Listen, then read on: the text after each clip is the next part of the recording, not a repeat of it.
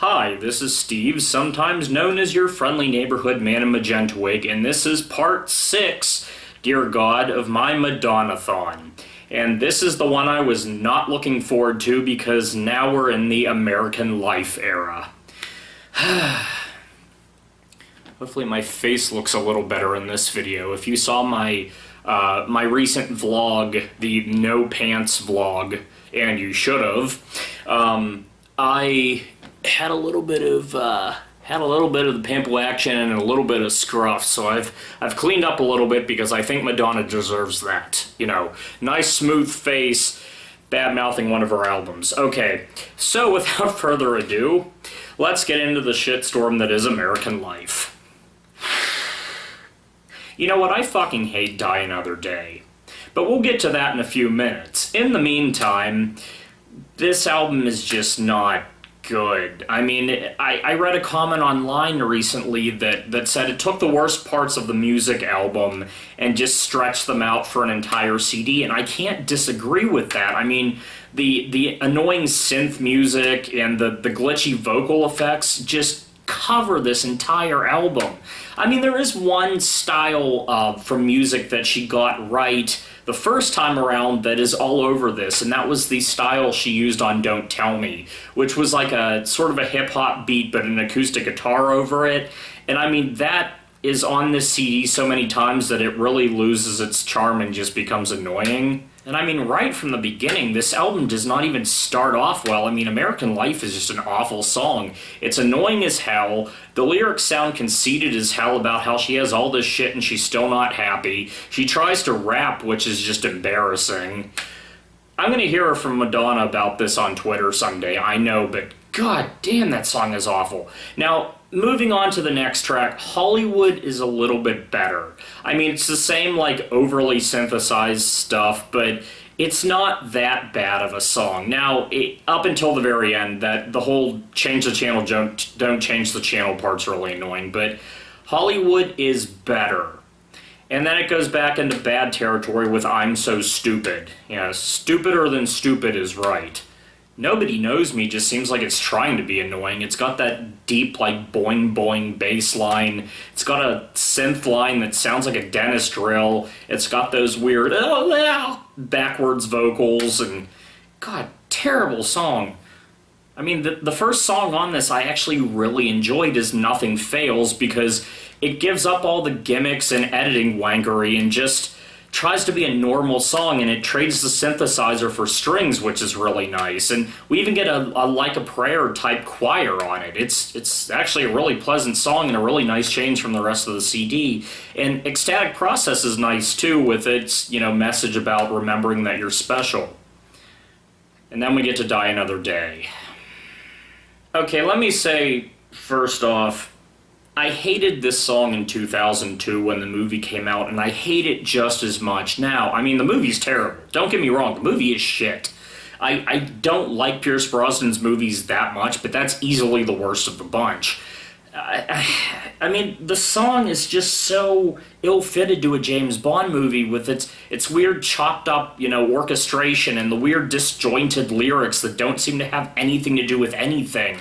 It's just a bad start to a bad movie, and what bugs me is there were other songs submitted for that movie by other artists, not, you know, as well known as Madonna, but that could have been better. Like, there's a song, I think the band is called Red Flag, and the song is called Beyond the Ice, and it's very James Bondy. They couldn't use it in the end, though, because the movie was originally called Beyond the Ice, and then they changed the name, so that... But you can't tell me they couldn't have picked another song with the words Die Another Day, because this one is just not good. Oh, and in the midst of this messy album, I think this is the first time on record, not counting the bleeped one on Erotica, that you actually hear Madonna say fuck, because she says fuck it repeatedly on American Life. And as far as this album goes, fuck it. Soon after American Life was followed up by this album, Remixed and Revisited, which is just an odd album. Some of it feels like a conscious second attempt at songs that didn't necessarily work well on American Life. Now, granted, there's not much to judge here because there's only 7 songs on the CD, so I'll just go through them one by one. Now, Nothing Fails, it didn't need a makeover, really, being one of the only good songs on American Life. You know, it adds sort of a hard pounding beat, but otherwise it's nothing that special. Love Profusion is a little bit better this time around. It starts off on a bad note because it has percussion that sounds like a crappy, like, 70s drum machine, but it gets a little bit of a harder rocking sound, which helps the song a little bit.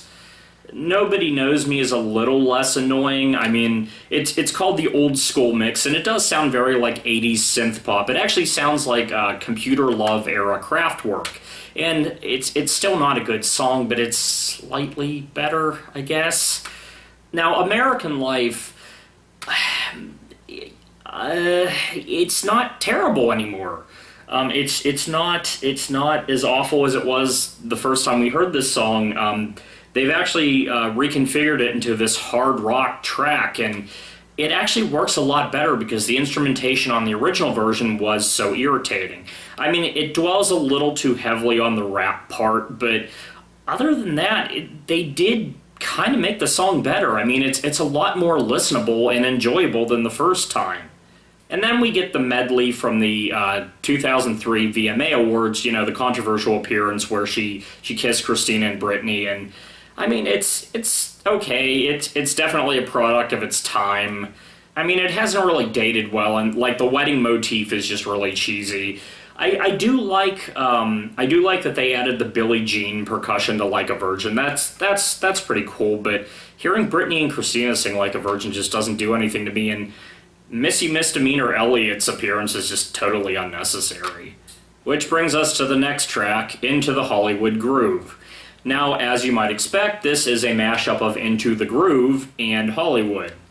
Unfortunately, we don't get much Madonna. It's basically all Missy Elliott, which is just really, really unnecessary. I mean, I'd rather hear Madonna on a Madonna album instead of someone else really dominating a track. And if a fan has ever done a better mashup of Into the Groove and Hollywood, because they seem like they should go together pretty well, let me know. I'd like to hear that actually done right. And after that, there's only one more song, Your Honesty, which apparently critics said was the only good song on the CD, and it's not bad. It's clearly an outtake from Bedtime Stories, and it's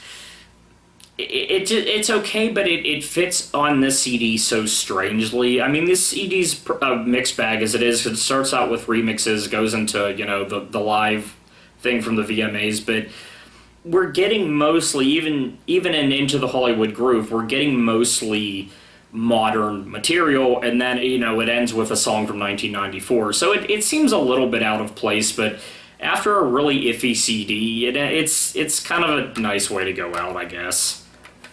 Alright, now you're probably thinking, is this one going to be all negativity? Because I think this is, at least since I talked about Otto von Werner, I think this is the most negative I've ever gotten in one of these videos. And no, thankfully this one gets to end on a high note, and we're actually going out on the album that a lot of people seem to consider the last truly great Madonna album, which is actually really nice to hear that there's a great Madonna album because those two came before it. But no, this one is awesome. We're getting into Confessions on a Dance Floor. Now, if you need some positivity in this video, here we go. I really like this album. I mean, I really, really like this album. I listened to this album 2 times in a row straight through, and it's really friggin' enjoyable. And I mean, I'm not just saying that because it came after the American Life stuff. This is a fantastic album. It's, a style I really wish we would have heard from Madonna. This is Madonna doing electronic pop, but the right way. I mean, forget all the mistakes she made on those last couple CDs. This is dance floor pop. This is, club-oriented music. This is stuff with an electro beat that really gets to you and is really effective. And the album was actually designed for the dance floor too, because all of the songs are mixed together seamlessly in sort of a mega mix style. I mean, a lot of times when you're listening to the CD, you can't really tell where a song stops and the next one begins. And now, the CD is like that. I do understand that the vinyl version of this has the songs completely separate, and I believe for a time iTunes was selling a version like that as well. So, you know, if you're a completist, you might want to hunt down that version too, but the CD, the one I heard, is mixed together like a mega mix. Now, it won me over right away because it starts with Hung Up, and, you know, as someone who loves ABBA, that song not only samples ABBA, but samples the best part of Gimme Gimme Gimme a Man After Midnight, which is the synth riff at the beginning. And you hear it over and over and over. You know, ABBA's song, you only hear it a couple times. This, you hear that all over, and it's a fantastic song. Now, there are some other influences I picked up on here as well. The main riff of Sorry seems to be influenced by the Jacksons' Can You Feel It? Future Lovers has a very Giorgio Moroder sounding intro that sounds a lot like Donna Summer's I Feel Love. And that whole song sort of has like an 80s retro synth vibe to it. It sounds very Giorgio Moroder overall. Now, the album isn't solid. I mean, then we get to I Love New York, which unfortunately sounds like an outtake from American Life, because the lyrics suddenly get really, really awful and lazy. It starts with that line about how, you know, other cities make her feel like a dork. Yeah. But, you know, shortly after, once we get into Let It Will Be, Forbidden Love, Jump, How High, it's back to, you know, it's back to the same sort of styles as the first part of the album. Now, granted, the second half of this album does kind of slide a little bit. You know, I'm not that fond of it compared to the first part with, you know, Hung Up, Get Together, Sorry, Future Lovers. Isaac is a really odd fit on this album with its sort of, you know, Bollywood-influenced sound and spiritual lyrics. It kind of sounds like a song that wasn't good enough for Ray of Light. You know, it's that same kind of vibe. And the album ends with Like It or Not, which I like the message of this one too, because we're getting back into like bitter Madonna mode, but I like what she's saying, that she is the way she is, she's not going to change whether you like it or not. And as someone who uses the catchphrase, you can't judge me, I have to agree with that sentiment. She's just doing her own thing. So yes, overall, uneven, but I love Confessions on a Dance Floor. I love this album. It's an album, we haven't had an album since Ray of Light where even if you're not in a dancing mood, you could just put on the headphones and just zone, because it's that trippy, it's just that well mixed, it's just that musically impressive. I love this album. I'm glad we got to end on this note. Alright, so that brings us up to, I believe, 2005. In Part 7, oh man, I can't believe I've gotten this far, but I'm going to stick it out to the end. I'm going to deliver for you people. In Part 7, we're getting into Madonna's live albums. I believe we have 2 from the Confessions era. We have I'm Going to Tell You a Secret is the first one.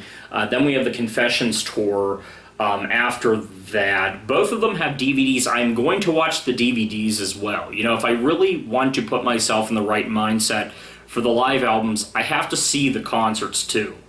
So after that, I believe we're back in the studio for Hard Candy, so that will be Part 7. Until then, I am Steve, also known as your friendly neighborhood man in Magenta wig, and I bid you farewell.